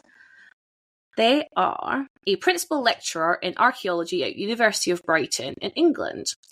And they asked him about the cannibalism in the show. So he says, sheer desperation, this is how the article starts. Sheer desperation is what first pushes the group to cross a line into eating one of their own, which aligns with what we know about the long history of human cannibalism. We've seen cut marks and tooth marks on bones going back about 1 million years, says James Cole, a principal lecturer in archaeology at the University of Brighton. Eating animals has always been preferable to eating people, in part because humans have less meat on their frames compared to creatures like cows or mammoths. But when animals were scarce due to disease, weather, or competition, people did resort to it, Cole says. Jackie's ostracism from the group before her death may have made the act of eating her easier to sit with emotionally, says Cole, who did not watch the show. So they've obviously told him this is the situation, and he's gone, okay, well, this is my evaluation. Quote, because she's no longer seen as an integral member of the group, their empathy is degraded. So much sustenance. So how much sustenance could a human body provide? So this guy did a paper which was published in 2017 in the Nature Scientific Reports, which explores cannibalism in the Paleolithic times and how many calories would a body produce. So he looks at like the chemical breakdown of the body, what like a Paleolithic person would look like back then. And they said the muscle would contain about 32,000 calories. Wow. And then, I know, right? And then you add in organs, skin, marrow, other body parts, and that would increase to around 126,000 calories. Oh, wow. God, they should have done this at the start. That'd have been fine. They'd have been fine. So then they talk about, like, okay, well, what about the characters in Yellowjackets? So a Paleolithic man weighed about 110 pounds. So that's like that 126,000 calories against 110 pounds. And then the average weight of a 17-year-old girl during the Yellowjackets universe, which is in the 90s, is around 137 pounds, according to the CDC. However, they have been starved. So they have probably had a bit of weight loss, but weight loss can depend person to person because of metabolic factors, which is why Adrienne Curry from America's Next Top Model, you cannot say whether Melanie Linsky would be a thinner person in a post-apocalyptic world because all bodies are different. It says so here. So some data on formerly healthy hunger strikers suggests that severe medical issues begin when about 18% of body weight has been lost. So though some Yellowjackets have surely crossed that line, using this approximation takes them to around 112 pounds each. Therefore, the average Yellowjacket would yield around 128,000 edible calories. But Travis and Coach Ben, because they're like more grown-up men, they could get around 160,000 calories. They could be getting some more calories, but then when you split it amongst however many there are left, I think that the article goes on to say they could survive like 3 months, because they go like, oh well, they could maybe like have 800 calories a day, but with how many kids they've got, they're like, oh, it'd be like 3 months. So obviously something must happen. Obviously summer is different. The snow will thaw, the animals will come out of hibernation. They could eat animals into the spring, summer, and autumn, but then maybe back into the next winter, they'll go back to killing people. Yeah, that's really interesting. I'd not read that. I'd not looked into it. Yeah, I mean, I really appreciate who wrote this. I mean, let's credit this. Let's credit this author, because what a well thought out article. Like, I love how someone went, but really, how could this work? It's interesting because it does show like it could work. I think that is sometimes an argument with things like this. Like, oh, it doesn't seem realistic because they wouldn't do that. They couldn't do this. They couldn't survive. When you think about how many there are that they can kill and could eat, including like Coach Ben and people like that are slightly bigger as well because of being, pardon me, an adult man. Mm-hmm. It's feasible considering, like, say they could last 3 months doing that. That's the 3 months of winter. Then the animals will start coming out, providing they don't kill Nat. They've still got a hunter. Well, Nat and Travis. So the author of this article is Haley Weiss. So thank you, Haley, for like going into that level of detail. That is much appreciated. But you're right. The other thing I wanted to bring up was like how the different characters have thrived since the wilderness. So you've got Thaisa, who's obviously a leader within the wilderness, and then she's become some kind of politician in real life. So she's kind of like kept that leadership skill going. You have Misty, who is like, you know, the first stager, the carer in the wilderness, and she is a carer in real life. And you have who else am I missing? Lottie. Lottie is like kind of like a leader, absolutely, but also like the spiritual leader in the wilderness. Yeah. And she seems to be a spiritual leader in the modern day as well. But the three characters who are not doing as well are Travis, who has addiction issues, Nat has addiction issues, and Shauna is kind of like in a dead-end arrested development phase. But they have roles in the wilderness that might not be able to transcend into like modern day life. So with Travis and Nat, they were the hunters. And maybe like that skill set, that role doesn't really exist in modern day life anymore. And same with Shauna. She was the butcher. She was, you know, the animal prep person. And maybe she found that hard to like translate that into modern day life as well. Which is why maybe those three characters really struggle in the modern day. Yeah, that's really interesting. I'd not really thought about it like that. The fact that sort of their skills don't transcend into the modern world. The way I'd sort of seen it is sort of amusing on how leadership affects different people. Some people can step up to the plate and some people can't necessarily. And it does seem, especially in season 2, that what is happening with the girls, with the cannibalism, how sort of leadership is breaking down, it does seem to be really affecting Nat and Travis in that they're not okay with it. They're not happy with it. They don't like what's going on. they just want to be out of there. They want to be out of the situation, which is why I found it more surprising with Shauna, because it really seems like she's come into her own in the wilderness. Like, we see her beforehand. Yes. She doesn't really speak much. She just sort of agrees with Jackie. And she does that when they're first in the wilderness. But as soon as Jackie dies, we sort of see who Shauna is, which is a lot more powerful person, a lot more decisive. I mean, she really does seem to step up to the leadership plate, which is why I find it quite surprising when, as an adult, she does seem very sort of lost, not really sure what she wants, what she wants to do, other than chasing that high. So I'll be interested to see what happened in that interim where that goes, that caused that. Yeah, totally. And kind of on the end of season 2, we see that Nat has encouraged Coach Ben to leave. He is not safe at the cabin anymore. Like, he is next on the "we're gonna kill you list and eat you." And so I appreciate Nat, like, kind of like protecting Coach Ben. But we see that Lottie no longer wants to be the Antler Queen, and that she wants to hand it over to someone, that this kind of beacon, this leadership role, she wants to hand over to someone else. And she hands it to Nat because she survived the chase. She said, well, the wilderness chose you for a reason. You must be the new Antler Queen. And like the other girls, like Mari and the one who wears the backwards cap, just on that note, I really appreciate that girl's commitment to the 90s fashion. She's like, I'm going to keep this cap on until they rip it away and like put it into the belt soup. And I love that for her. Yeah, so they instantly like, yeah, okay, they bow, they like everyone goes up and bows. Misty does this really elaborate curtsy, I think, from memory, to like give their allegiance to the new Antler Queen and Nat. Shauna, devastated. She is not the new Antler Queen. It's really interesting because it seemed like she felt herself like she'd overcome the most to take on that role, and she had really been carrying the group in making decisions, cutting up the meat, making sure they can eat, despite Nat hunting. But Nat should have been dead, seeing like how she saw it. Mm-hmm. Yeah. So it could be something that comes into the next season, sort of the power struggle between them, because it's not something we really see between them as adults. They seem to be on the same wavelength the most. Definitely. And I think that's why that, like, the final, the Wilderness has chosen Shauna sequence is so interesting, because no one is like a voice of reason. They all just fall into like old habits. And well, we're going to have to kill you. It doesn't matter if we've known you for 20 years, we've survived everything we survived. The Wilderness has chosen you, and that's it.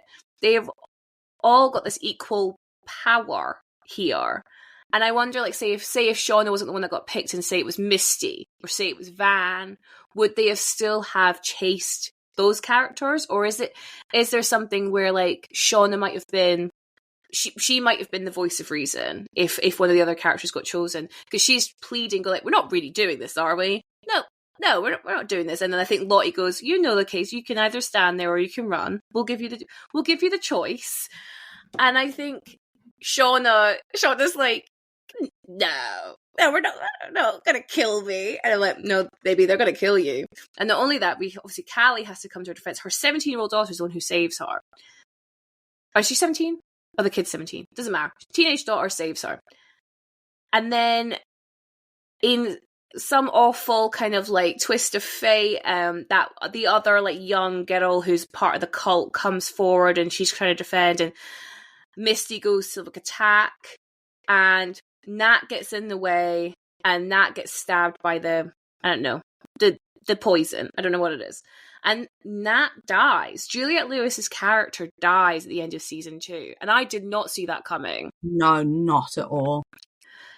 But I had heard that Juliette Lewis wasn't happy on set. She wasn't happy with the character of like adult Nat. So I think it makes sense that she is the one to drop out.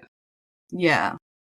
It's such a shame. I wanted to see more for her. I wanted to see her sort of overcome everything.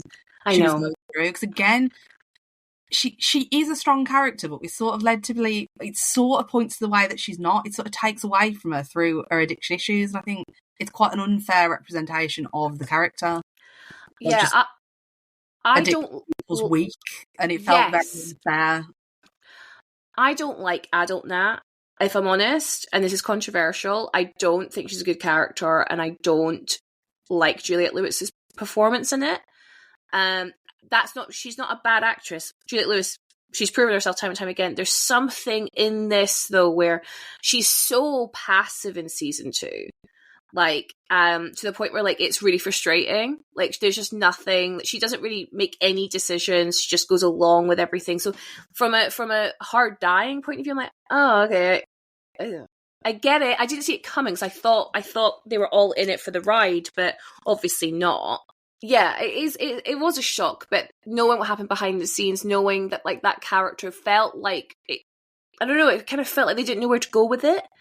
And like you say, like her addiction issues plays into this idea of like, oh well, she can't think for herself, she can't make decisions, she's she has to be like mollycoddled to a certain extent. Like Misty feels like really responsible for Nat's behavior, her outcomes. Where like she's an adult, she can make her own decisions, but the show doesn't let her do that. Yeah, it just felt sort of like a wasted opportunity. Like I agree in season 2. Like I really like her as a character, but I think it is because I quite like her as the younger character, and I like sort of the more sort of troubled character it is. Interesting. Like her relationship with Travis, I find really interesting, and do want to know more about what happened with that. But I did feel sort of disappointed with season 2 for the same reasons. Like she does seem, I questioned a lot of her decisions in it that didn't seem to really make sense. Yeah, as to who we'd been led to believe she was, and she did seem very passive, and it doesn't feel like the characters that do sort of have control over her, like you say, like Misty, sort of being responsible for her. It sort of doesn't feel genuine. So it was a shame to see that character go that way. Yeah, agreed. But like you say, I really love young Nat. I think Sophie Thatcher is phenomenal. Oh, she's so good. And I mean, her Juliette Lewis impression is spot on. Like that huskiness she can get in her voice is really, really good. So I'm so thankful that we know she survives, that we know that we're still going to have seasons of young Nat. So it's one of those things like I'm gutted adult Nat is gone, but we know young Nat will stay for the rest of the show. So that's really cool. Okay, so the other thing, where's my notes? Let me just go to my notes. So we've spoken about the themes of cannibalism. Like, is there anything else you want to talk about, like cannibalism or friendship or like girlhood? Like, we've spoken a lot about like teenage girls and like how we can really relate to those things. So touch on the cannibalism thing and sort of touch on the girlhood thing with it as well. I do think it's very interesting in Yellowjackets, sort of like the queer-coded cannibalism between Jackie and between Shauna, and it does seem like a real pivotal moment, both in the plot because it's how we're introduced to the cannibalism, but also to Shauna. Like there's a very interesting scene when she's talking to sort of ghost Jackie. I don't really know what it is, like a figment of her imagination when Jackie's berating her about sleeping with Jeff, and she says something along the lines of, oh, you've only slept with Jeff so you can imagine being me, but also imagine being with me. But then obviously this is a figment of her imagination. It's like her admitting this to herself. And then shortly afterwards, like a piece of her ear breaks off and she's the first person to indulge in cannibalism, eating Jackie. And it's almost it is seen as sort of disgusting in the show, but it seems like after that conversation, it's a way of bringing them closer together, and it is quite an intimate act. And I thought it was something that was so fascinating in the show, because it's something that we've seen in film quite a lot, like queer-coded cannibalism and cannibalism as a representation of queer desire. But it's not something we've really seen in TV that much, especially of our heroes doing that. They are our heroines in the TV show. We follow these girls, we follow their narrative, we're aligned with them, and then we're aligned by them choosing to do these things that are seen as grotesque. But then especially in the feast scene, when it seems them really opulent, really enjoyable, it's very interesting to have cannibalism placed in that sense rather than as something solely disgusting.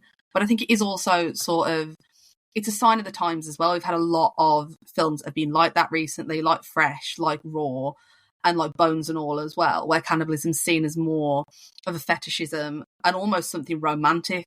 In like Bones and All, obviously the title comes from an act in the film where you completely consume that person, bones and all, and they become a part of you.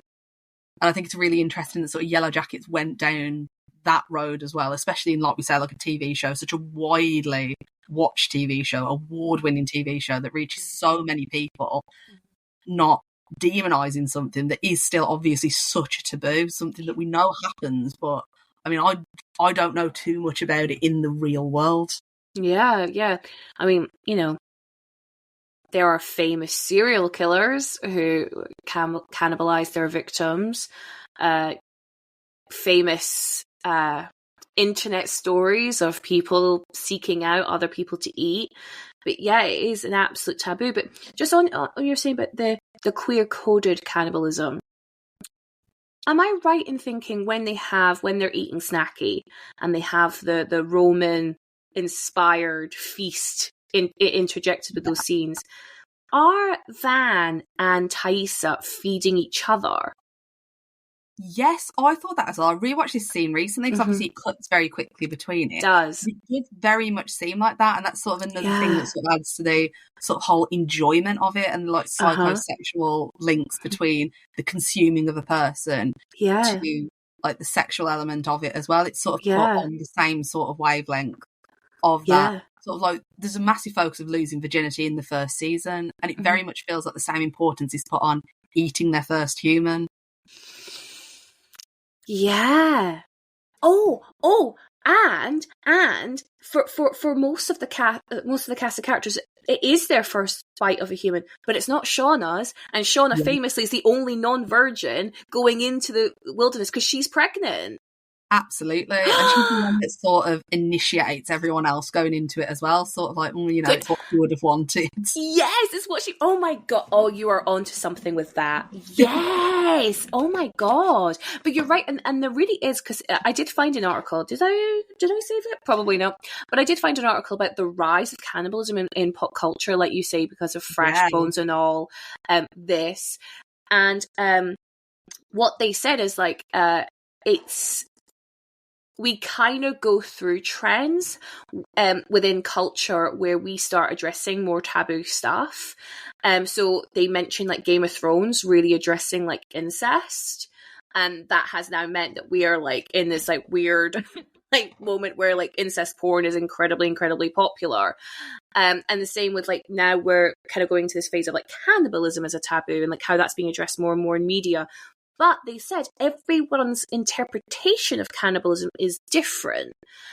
So they brought up, I will have to find the article, I'm just remembering off the top of my head right now, Dawn of the Dead, George A. Romero's Dawn of the Dead, and his interpretation of cannibalism was consumerism. But then, like you say, you bring up Fresh, and their interpretation of cannibalism is like how men consume women for their own enjoyment, but then also like the class structure, like Sebastian Stan's character is selling these women to like people, mainly men, who are so wealthy they can do whatever they want, and this is like almost like the taboo that they can pay to do. And so there's like, that's like another version of cannibalism where that might not fit into Yellowjackets' interpretation of cannibalism, but it actually shows you how versatile this trope is and the different readings. But to your point, I guess Fresh does show it, because you see Daisy's character, she foes enjoyment of eating the meals that Sebastian cooks for her, but it's to get the upper hand. Whereas in Yellowjackets, like you're saying, they're really not shying away from the enjoyment of this.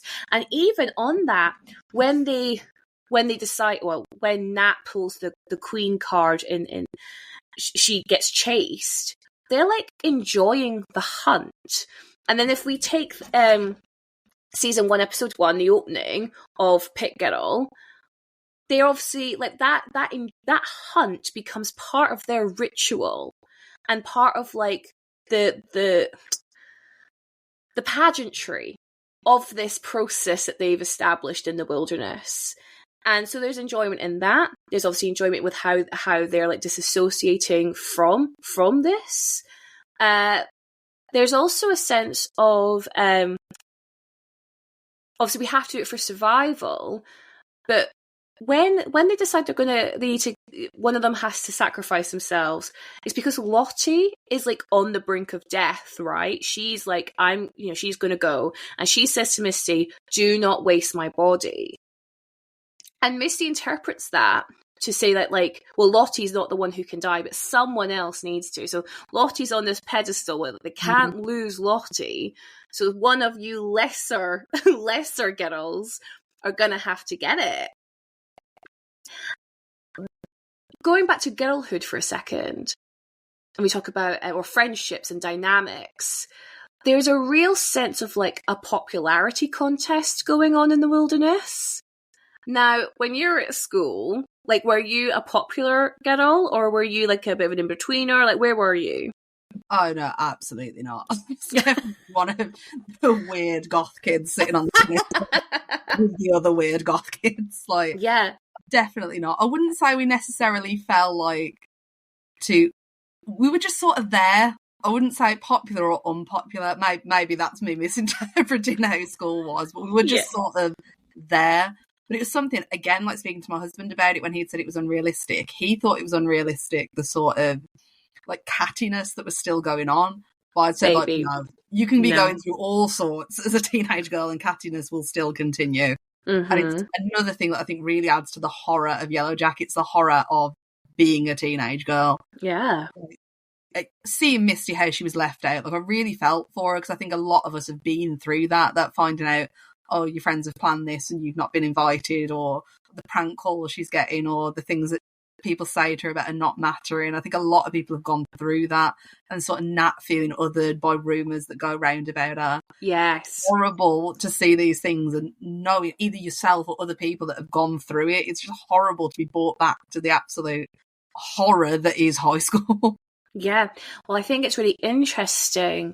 I was an in-betweener, by the way. Like, that was my group. I was like right in the middle of the pack. There's a group of, like, I don't know, 6 of us. Weren't popular, weren't unpopular, slap bang in the middle.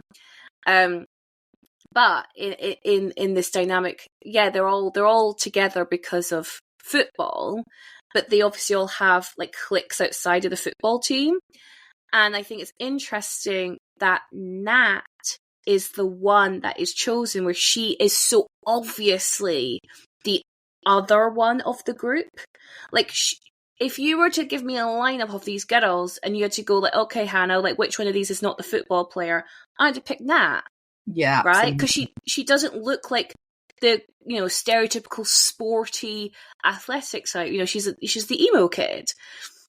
So I think it's interesting that she is the one that is picked to be consumed, and has a lot of fight in her, manages to get away, and because of that, they view her as more valuable because she managed to escape her fate, and therefore is given, "You're the most popular girl" award. Here's your literal like homecoming crown, prom queen thing, where like that would never normally happen. Usually that girl wouldn't win that. I think it's interesting to say, like you said earlier about Shauna being upset about it. She was very much Jackie's like protege, Jackie's prototype. Yes. Her being like her, so it could come into that sort of, well, Jackie's not here now, I'm Jackie, I should be in charge sort of thing. Her not wanting the sort of social dynamics, the high school social dynamics, to be disrupted. Mm-hmm. Oh, definitely. She was like second in command. And then it's interesting because then Thaisa's really stepped into like second in command, but Thaisa and Shauna are really close. So there's like all these like alliances going on in the wilderness. But then when we get to the adult characters, those alliances aren't as strong. It's more like as a group, they're pretty strong. Yeah, it's interesting that is. Like, again, we don't really know too much of what has gone on between when they were teenage to when they were adults to what has happened. It sort of feels like they've sort of drifted, but there wasn't a falling out. It feels like the sort of typical, you get older, life gets in the way, you're not really friends as much anymore. Yeah, totally. I mean, that's natural. That totally happens. But where this show is so built on trauma bonding, they've taken it one step further and going like, okay, yeah, maybe Thaisa and Shauna don't talk as much as they did when they were in the wilderness. But if Shauna murders someone, Thaisa will be there. Yeah, it's strange. It almost, part of me feels like they've decided not to speak to each other as much for the idea of keeping their secrets, whatever these secrets are, Yes. secret. Like it's a deliberate thing, but there is also sort of like a call to arms if they need it. Yeah. But I'm interested to know why. Why? Oh, yes. Right. We are probably hitting the 2-hour mark at this point. So I want to start wrapping things up, if that's okay. But before we do, I want to ask you, what are your theories for what's to come? Oh, a lot of my theories have died with Nat dying. Oh, What's going to happen with her? Because I'm still not convinced Travis killed himself. I don't care what we've seen in season 2. I'm still not convinced. No. I still think something strange is going on. I want to know what this strange thing is, and I feel like a lot of it sort of lay with them in their relationship. But then, obviously, but both of them have gone. I'm not sure. I'm interested to know what is going on with the symbol. I don't necessarily think it's something supernatural. I do think it's something the girls have done, and it's a subsection of... I feel like they're definitely going to break up at some point, the group of the girls. I don't think they're all going to stay together and it's all going to stay the happy hierarchy it is. I feel like that's going to disband at some point. And there's definitely other Yellowjackets that have survived, and that is something to do with that. Yes, I think there's definitely going to be more survivors. I think Coach Ben survives. Same. Yeah, that's my big... He's got to come back. It's too obvious that he would die because of the state that he's in. I know, that's... And this show's been so good at subverting expectations that I think he has to be alive, because he's obviously the one that was meant to die. You know, he was meant to die. I think Callie is going to get super creepy in the next few seasons. And I think she's going to be like, I don't know, like become more obsessed with the wilderness in a way. Maybe like start like suggesting that more sacrifices need to happen. Maybe she starts sacrificing things. Maybe she starts murdering people, and Shauna has to help her this time. Like, I think there's something there, like some more trauma bonding going on. And I think, and I alluded to earlier, I think Van's cancer will be cured. Yeah, that would make sense. Yeah. I feel like, with what had happened at the end of season 2, it stands to reason something like that will happen. Yeah. One of my friends who's watching it is convinced that there will be more cannibalism in it in the modern day, that there will be still doing it, and that's why Travis is dead. I didn't even think about the fact that there could be more cannibalism. Yeah, my friends are thinking... We'd got onto it talking about The Last of Us, actually, talking about like the different subsections in that. And someone had said they think something similar will happen in Yellowjackets, where there's a subsection of the survivors that are still doing it, but they'd not got away from what's happening. And that's why Travis is dead. They'd killed him in a ritualistic sacrificing at him. So it's interesting you say, because that comes back to like the theories that are surrounding season 1. Because I think people thought that's what Lottie would still be doing, but then when we actually that season 2 kind of ruins that. But maybe that theory still exists. It's just not to do with Lottie. It's to do with someone else we don't know is still alive. Maybe it's Coach Ben. Maybe. I feel like he's going to be tucked away in a home somewhere, knowing more than what we think he does. Yeah. Oh, it'll be interesting. So, Becky, we've spoken a lot about Yellowjackets. It's such a fantastic show. I fucking love it, and I'm very excited whenever it comes back. But I support the strikes. Take all the time you need. Get what you need to get paid.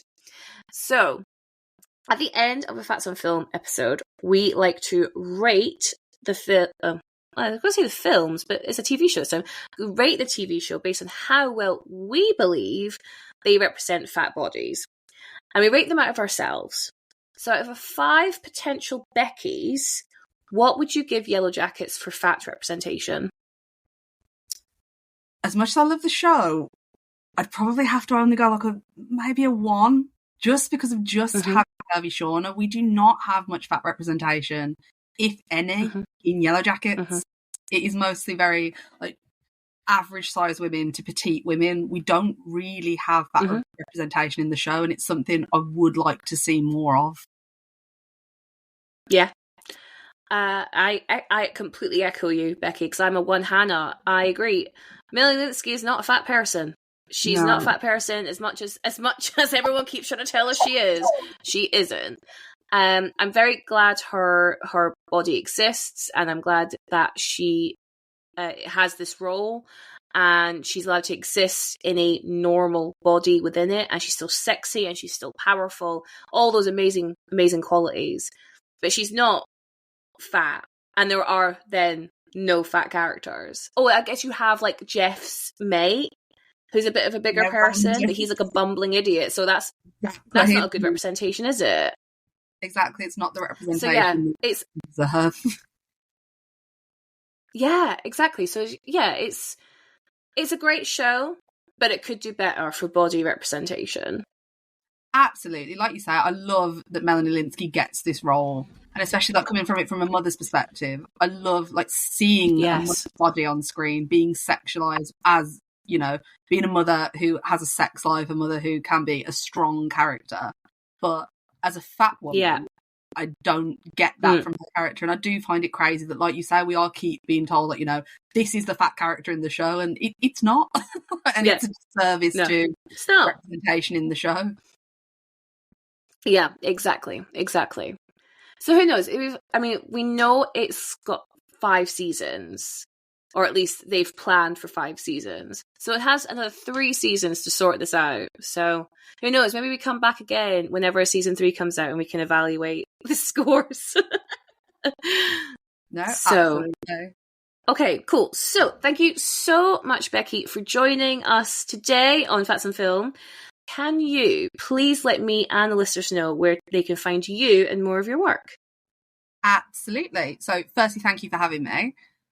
You can find me over on Twitter at Becci Sayce. You can read all of my work on, as you said earlier, Girls Magazine, Moving Pictures Film Club, and Film Hounds Magazine. You can find my email on my Twitter, where you can get in touch with me for freelance work.